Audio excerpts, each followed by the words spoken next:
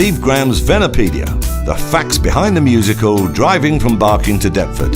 It's sort of documentary type thing.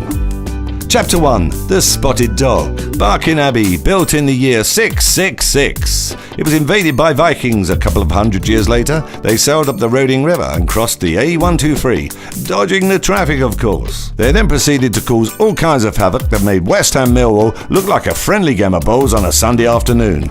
You wouldn't guess that from how it looks now. Lovely, innit? The Spotted Dog, the quintessential Barking boozer. Ethel works there, Viv drinks there, and this is where Bill, Dave and Carl begin their epic quest. Chapter 2, the Pie and Mash Interfaith Meeting. They have a one-way system that only goes one way, and that way isn't out of Barking. It's rumoured that the one-way system in Barking is altered every 72 hours to keep the inhabitants in a permanent state of confusion. And we certainly are, because we've been round 5 times and we've just built up enough speed to break the gravitational pull of Barking. And where do we find ourselves? East Ham.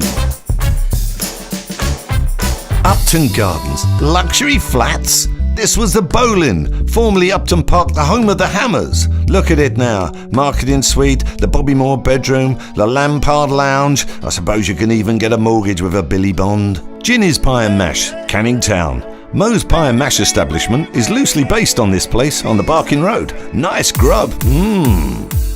Unfortunately, Spaceman Jack's garage was closed when we went to meet him. He's never been a very good timekeeper. Apparently, he lost his space travel license for, interspecies infractions. Not nice, really.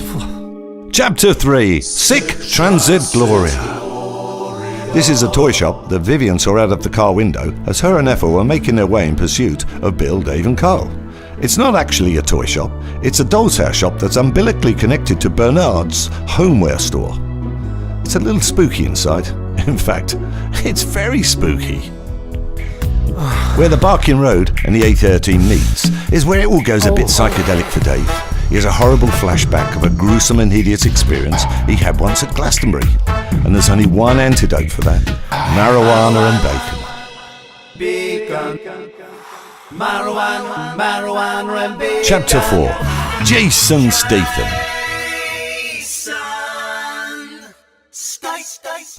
The Blackwell Tunnel. It's always busy down here. Even on a good day it's bad. It's even worse when it's full of rage-addicted Vikings led by Freya, Jason Statham slapping them around, Carl learning the arts of the samurai, Bill dying and being reborn. And don't get me started on that parrot. Who's a pretty boy there? Chapter 5, Breaking the Curse. Right, this is the garage on the Trafalgar Road where Chance first comes across his old man, Dave. And that kicks right off across the forecourt. And what have they got in common? Dark chocolate chunky Kit Kat. Who'd have thought? Hey Bill, don't forget to get some flowers for the missus. Chapter 6, The Dave. It's a little known fact. If you ever, and I mean ever, cross the Greenwich Meridian and you're in a time machine, make sure the button is set to the OFF position and not the ON. Otherwise you can end up in a lot of trouble. And I tell you, I mean a lot of trouble. Chapter 7, The Cuddle. Deptford Market, a UNESCO World Heritage Site, or at least it should be. And so we conclude our epic journey from Barking to Deptford at Bill's house. That is the end of the road. Number 21, Reginald Road, Deptford.